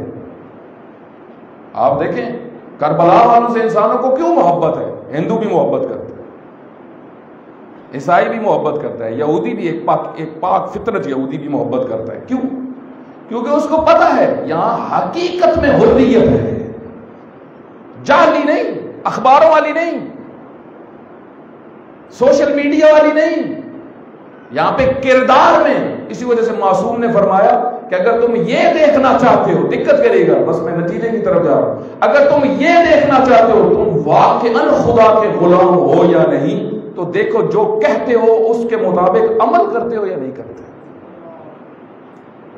کہنا تو بہت آسان، کرنا بہت مشکل ہے۔ کہتے تو سارے ہی ہیں دین بہت مہم ہے، کرتا کون ہے؟ کہتے تو بہت سارے ہیں میرے بھائی۔ اکثر لوگ آپ دیکھیں کیوں یہ کہا گیا، بہت ساری روایات کے اندر آیا، بہت ساری روایات کے اندر آپ دیکھیں معصومین نے فرمایا کہ بعض طبقوں کے ساتھ تعلق نہ رکھو۔ یہ جو علماء کے متعلق کہا گیا، العلماء الفقہاء امناء الرسل ما لم يدخل الدنیا، پیغمبر کی حدیث ہے جو امام موسیٰ کاظم علیہ السلام سے بیان ہوئی ہے۔ اللہم صلی علی محمد وعلی محمد۔ علماء فقہاء ہمارے نائب ہیں، نمائندے ہیں، وارث ہیں، ما لم يدخل الدنیا، جب تک دنیا دار نہ ہو۔ مولا یا رسول اللہ یہ دنیا دار کیسے ہوتے؟ فرمایا جب حکمرانوں کے دروازوں پہ جائیں تو سمجھ لو یہ دنیا دار ہیں، فاحذروہم، ان سے دور رہنا، یہ تمہیں دین نہیں دے سکیں گے۔ ایک سوچنے والی بات ہے، کیوں روکا گیا ادھر جانے سے؟ کہ اگر کسی عالم کو ادھر جاتے ہوئے دیکھو تو سمجھ جانا اس میں گڑبڑ ہے۔ اس کی وجہ کیا ہے؟ معصوم نے خود بیان کیا، یہ ایک حدیث نہیں، دو حدیث نہیں، تین حدیث نہیں، ہزاروں میں احادیث ہیں اس موضوع کے اوپر۔ کیونکہ ائمہ کے زمانے میں یہ بہت بڑا مسئلہ تھا، ائمہ کی اپنی حکومت ہوتی تھی۔ معصوم اگر ظاہری طور پہ اقتدار پہ نہیں بھی ہوتے تھے، ان کی اپنی حکومت ہوتی تھی، اور تربیت شیعہ یہ تھی کہ ہمارے ہوتے ہوئے ہمارے ہی انڈر رہنا ہے، یہ تربیت ہے شیعت. کیوں منع کیا گیا؟ معصوم نے خود بیان کیا. معصوم فرماتے ہیں جب ان کے دروازوں پہ جاؤ گے، ان کے ساتھ بیٹھو گے، وہ غلام ہیں، شہوتوں میں ڈوبے ہوئے ہوتے ہیں، تمہیں بھی اس رنگ میں ڈال دیں گے. آپ دیکھیں عثمان بن حنیف انصاری، ایک صحابی جن کو امیر المومنین نے اپنے زمانے میں گورنر بنایا ایک بہت بڑے شہر کا. اب دقت کریے گا، ان کو ایک جوان نے دعوت دی. نہج البلاغہ کے اندر یہ خط ہے امیر المومنین کا، عثمان بن حنیف انصاری. وہ ایک جوان کے کہنے پہ گورنر تھے. ایک جوان نے جو مالدار تھا، اس نے کہا کل آپ کی دعوت میرے پاس ہے. آپ مفتی صاحب کا ترجمہ جا کے دیکھیے گا نہج البلاغہ، تو میں سارے لفظ بیان نہیں کر سکتا کہ امیر المومنین نے کس طرح مذمت کی. وہ گئے، امیر المومنین کو خبر ہوئی. امیر المومنین نے فرمایا تم اس کے دروازے پہ گئے ہو اور اس کے گھر گئے ہو، تمہیں علم ہونا چاہیے اس کا مال حلال نہیں ہے. ایک دوسرا فرمایا تمہیں کیا یہ علم نہیں ہے کہ یہ وہ ہے جس کے دروازے پہ فقیر کھڑے رہتے ہیں، یہ دینے والا نہیں. اور حضرت نے فرمایا تمہیں ایک دعوت ہوئی. مفتی صاحب کا اینن ترجمہ میرے ذہن میں جو انہوں نے بڑا خوبصورت ترجمہ کی، کہا ایک دعوت ہوئی اور تم لانے ٹپکاتے ہوئے پہنچ گئے. گورنر معمولی شخصیت کو نہیں بناتے. عبداللہ ابن عباس کی صرف اتنی خبر ملی کہ اس شادی میں گئے ہیں جہاں پہ صرف امیروں کو بلایا گیا ہے. فرمایا تمہیں کس نے کہا ہے وہ جاؤ جہاں غریبوں کو دعوت ہی نہیں دی جاتی، جب کمزور لوگوں کو دعوت ہی نہیں دی جاتی. امیر المومنین نے فرمایا فلاں تمہارا مولا 2 روٹیوں پہ گزارا کیا ہے، ایک لباس پہ گزارا کیا ہے، اس لباس کو خطبے میں خشک کیا کرتے تھے. علی ابن ابی طالب جن کے زمین کے 3 حصوں پہ دینے کی حکومت تھی، وہ امیر المومنین فرمایا دیکھو اس طرح زندگی گزارو، اگر زیادہ نہیں کر سکتے تو کم از کم ان چیزوں سے رکھو، ایسوں کے پاس نہ جاؤ. جہاں یہ امیر المومنین جو غلام کہتے ہیں ہر غلامی سمجھو، یہ بھی تو ایک غلامی ہے نا. دعوت ہوئی، یہ بھی نہیں سوچا کس کے پاس جا رہا. کہتے ہیں علامہ مرعشی کو کسی نے دعوت دی، کسی بادشاہ نے زبردستی دعوت دی کہ آپ نے آ رہی ہے. کوئی عالم تھے شیخ مرعشی کے بارے میں مشہور ہے، زبردستی بلایا. وہ چلے گئے. جب وہ گئے تو ان کا دل نہیں تھا ادھر جانے کو، جس طرح علماء کو بعض بادشاہ زبردستی بلاتے تھے، آپ نے بیٹھنا ہے ادھر، آنا ہے ہمارے پاس. علامہ ہلی کو بلاتے تھے، اور ابو علی سینا اس وجہ سے اپنے شہر سے بھاگ گئے تھے کیونکہ بادشاہوں کو شوق ہوتا ہے ہمارے درباروں میں علماء بیٹھے ہماری عزت ہو، یہ شوق ہوتا ہے. تو وہ بیٹھ گئے پریشانی کے عالم. اب کھانا شروع ہوا تو کہتے ہیں انہوں نے اس طرح کھانے کو اٹھایا اور اس طرح نچوڑنا شروع کیا، اس میں سے خون نکلا. انہوں نے اس بادشاہ سے کہا یہ پبلک کا خون نچوڑ کے تم نے اپنے پاس رکھا، یہ تم کھا رہے. یہ غلام در غلام جو بناتے ہیں نسلوں کو. اب دیکھیں سید الشہداء علیہ السلام غور بنائے کیونکہ خود غور تھے، لوگوں کو غلامی سے نکالا، یزیدیت کی غلامی سے.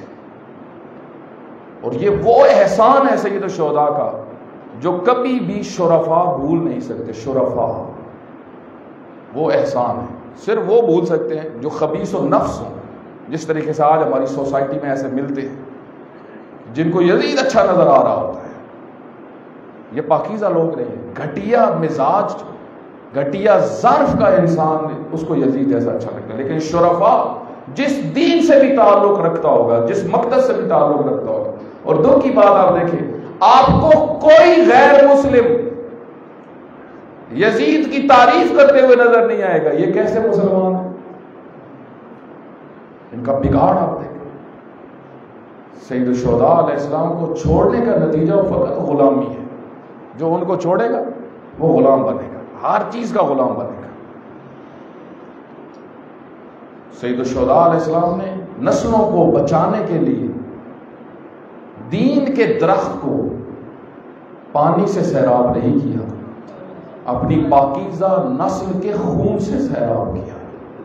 تاکہ یہ درخت اتنا تناور بنے کہ پھر کوئی بڑے سے بڑا یزید بھی آ جائے اس درخت کو اپنی جگہ سے ہلا نہ سکے۔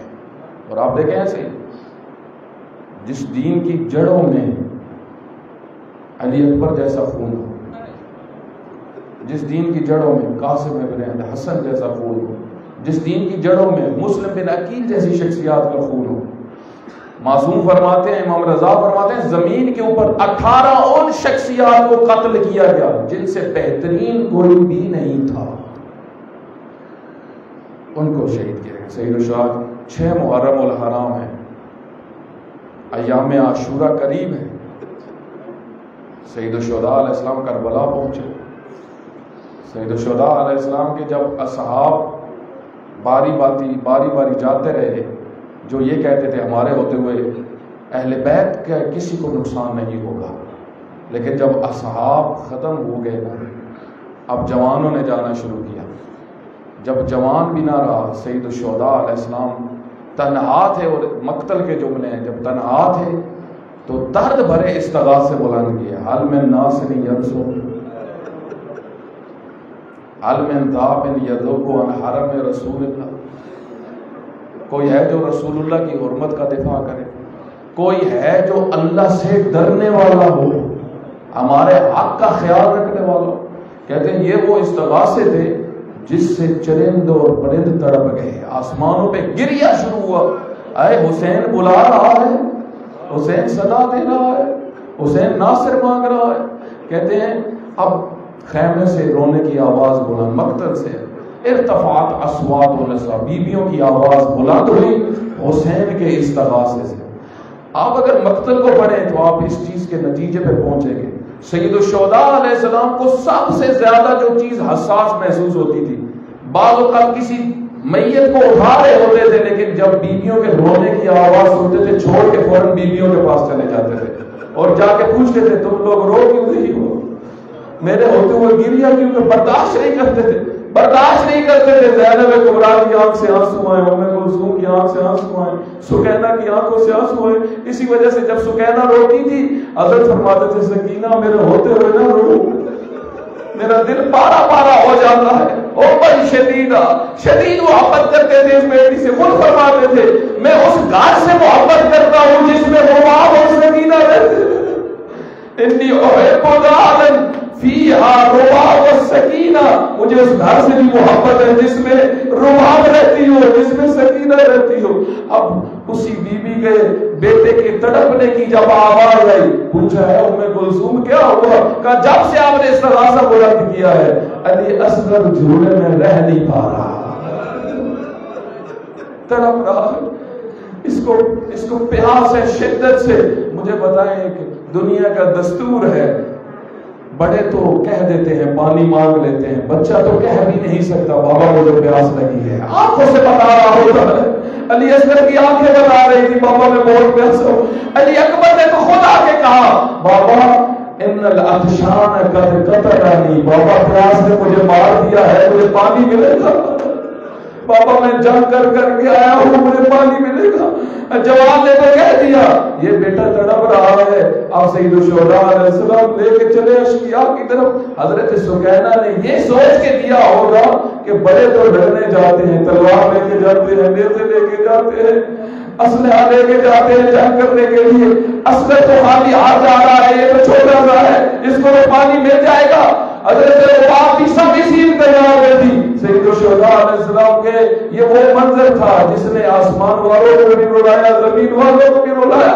اس طرح ہاتھوں اٹھا کے لے کے جا رہے تھے، اصحاب نے اشقیاء دیکھ رہے تھے، کہتے تھے حسین کے ہاتھ میں کیا ہے، اب کیا لے کے آ رہا ہے، کہیں قرآن تو نہیں لے کے آ رہا؟ کہتے ہیں سید الشہداء علیہ السلام نے واقعہ ہے نا، فرمایا یا اشقیاء ان لم ترحمونی فرحم ولا هذا الطفل، اگر مجھ پہ رحم نہیں کرتے، آپ پہ رحم نہیں کرتے تو اس بچے پہ تو رحم کرو۔ دیکھتے نہیں ہو کیف یتلذذ، کیف یتلذذ کی تعبیر عربی میں علماء اس کا جو ترجمہ کرتے ہیں فرماتے ہیں یتلذذ مچھلی کی حالت کو کہتے ہیں، یتلذذ مچھلی کی حالت کو کہتے ہیں۔ جب مچھلی کو پانی سے نکالا جاتا ہے تو مچھلی اوپر نیچے گرتی ہے، یہ اس کی پہلی کنڈیشن ہوتی ہے۔ جب پانی اس سے مزید تڑپ اس کی بڑھتی ہے، کہتے ہیں کبھی دائیں طرف جاتی ہے پھر بائیں طرف آتی ہے، لیکن اس سے زیادہ بھی جب وہ نڈھال ہو جاتی ہے اس کی آخری کنڈیشن یہ ہوتی ہے وہ منہ کھولتی ہے پھر منہ بند کرتی ہے۔ یہ تو لفظ عربی میں اس کنڈیشن کو کہتے ہیں، اصل منہ کھولتے تھے منہ بند کرتے۔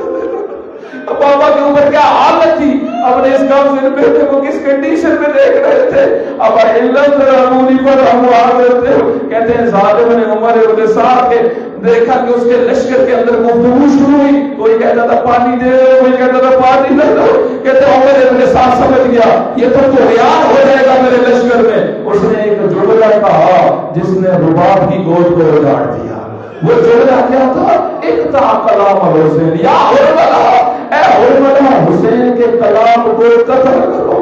اب تیر اٹھائے میں ایک شعر ہے، ایک عرب شاعر کا شعر ہے، اس کا اردو ترجمہ آپ کو سناتا ہوں۔ وہ کہتے ہیں دنیا کے اندر جب بھی کسی بچے کا ماں نے دودھ چھڑانا ہوگا وہ مختلف انداز اپناتی ہے، کبھی اس کے منہ میں شہد ڈالتی ہے، کبھی اس کو کوئی پھل کھلاتی ہے، کبھی اس کو کوئی میوہ کھلاتی ہے، صرف اس لیے تاکہ یہ دودھ سے عادت چھوڑ دے، یہ چیزیں کھانا شروع کر دے۔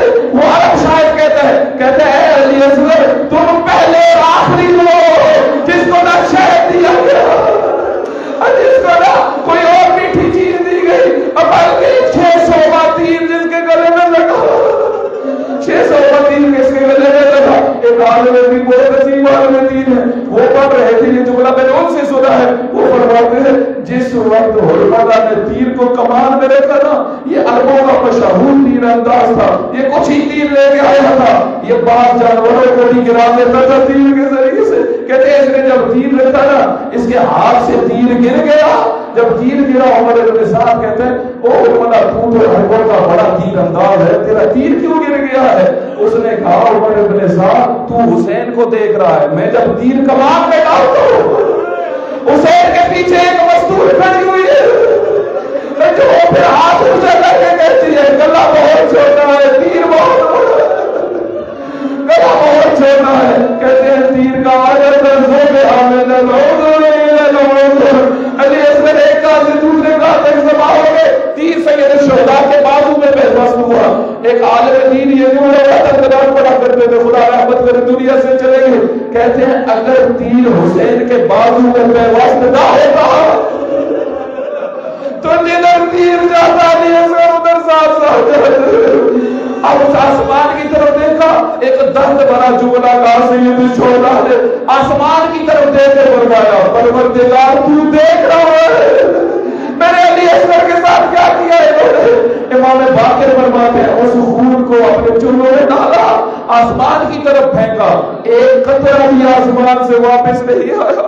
اب سید الشہداء علیہ السلام لے کے جا رہے ہیں، مجھے بتائیں جس ماں اور بیٹی نے اور پھوپھیوں نے بھیجا تھا پانی پلانے کے لیے، ایک دنیا کا دستور ہے، مجھے بتائیں ایک دنیا کا دستور ہے، اگر چھوٹا بچہ بھی گھر میں بیمار ہو جائے خواتین پریشان بیٹھی ہوتی ہیں، جب وارث باپ گھر میں آ جائے، جب وہ بڑا گھر میں آ جائے وہ کہتی ہیں اس کو ہاسپٹل میں لے جاؤ چیک کروا کے لاؤ، ہاسپٹل میں لے جاؤ اس کو چیک کروا کے لاؤ۔ مجھے بتائیں اگر باپ لے کے جائے چیک کروانے کے لیے، آگے سے بچے مر جائے دنیا سے چلا جائے، اب اس کے لیے کتنا کٹھن ہوتا ہے کہ اس نے گھر آ کے بتانا ہے کہ جس کو تم نے چیک کروانے کے لیے بھیجا تھا وہ دنیا سے چلا گیا ہے۔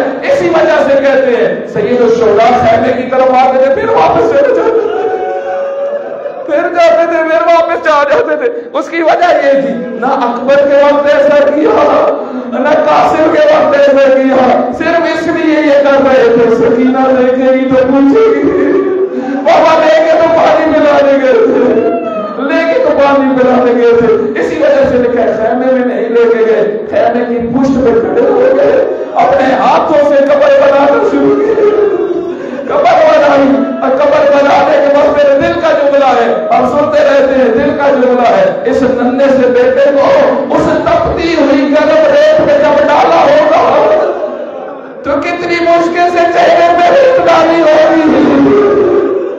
اب سید الشہداء بس میرا آخری جب 11 محرم ہوئی نا عزیزو، 11 محرم کی صبح ملعونوں نے کہا سر تو پورے ہو گئے ہیں، ایک کہتا ہے بچے کا سر نہیں ہے جس کو حرمت نے 3 مار، اس بچے کا سر کدھر ہے؟ کہتے ہیں ایک ظالم ادھر کھڑا ہوا تھا، اس نے کہا میں نے خود حسین کو دیکھا ہے، جس وقت یہ بچہ قتل ہوا تھا حسین خیمے کے پیچھے کچھ چھپا رہا تھا، خیمے کے پیچھے کچھ چھپا رہا تھا۔ اور کہتے ہیں آپ ظالم نے کہا، عمر ابن سعد نے کہا اچھا اگر ایسا ہے تو پھر ڈھونڈنا شروع کرو، بچے کو مجھے بتائے، اب زمین کے نیچے بچہ ہے اس کو کیسے ڈھونڈا ہے؟ کہتے ہیں انہوں نے ہاتھوں میں نیزے اٹھائے، نیزے زمین پہ گاڑنا شروع کیے، مجھے بتائیں سامنے ہی حضرت رباب کھڑی ہوئی تھی، حضرت زینب کھڑی ہوئی تھی، یہ منظر دیکھ رہی تھی، جب ایک خنجر زمین میں گیا خالی واپس نہیں آیا، بلکہ اصغر کی لاش کے ساتھ آیا، اس وقت حضرت سکینہ نے کہا ہوگا بابا تمہارا بیٹا تمہارا بس میرے آخری جملے جب بھی میں حضرت علی اصغر کی شہادت پڑھتا ہوں چند جملے حضرت رباب کے میں ادا کرتا ہوں، بڑی وفا والی بیوی تھی یہ، بہت محبت تھی ان کو سید الشہداء سے، 2 ہی اولادیں تھی، ایک بیٹی تھی ایک بیٹا تھا، جب بیٹا دنیا سے چلا گیا مجھے بتائیں دنیا کا یہ دستور ہوتا ہے جب بھی کسی خاتون کا شوہر دنیا سے چلا جاتا ہے اس کی ساری توجہ اپنی اولاد کے اوپر ہوتی ہے، وہ اولاد کو دیکھ کے جیتی ہے، اولاد نہیں مر جاتی ہے۔ 2 اولادیں تھی جب علی اصغر دنیا سے چلے گئے تو ذہن میں یہی ہوگا میری بیٹی تو زندہ ہے، اس کو دیکھ کے نہیں ہوگی، لیکن شام کا زندہ تھا اور سکینہ کو بیڑیاں لے گئی، اسی وجہ سے بندر کے ڈولے، اور جب تک زندہ رہی دھوپ سے نکلتی رہی تھی، ہر بیوی دھوپ میں چلی جاتی تھی اور یہی کہتی تھی رباب میرا حسین دھوپ پہ قتل ہوا ہے، میں چھاؤں میں کیسے جاؤں، میں چھاؤں میں کیسے جاؤں؟ اسی وجہ سے بعض علماء کہتے ہیں ایک دن وہ آیا جب بیویوں نے اصرار کیا کہیں تو دھوپ میں بیٹھے بیٹھے بات نہ جاؤ، اور کہتے ہیں حضرت رباب کا ہاتھ پکڑنا تھا اور چھاؤں کی طرف لے آنا تھا، اور کہتے ہیں بیویوں نے ہلایا اور رباب نہ بولی، اس نے کہا انا للہ و انا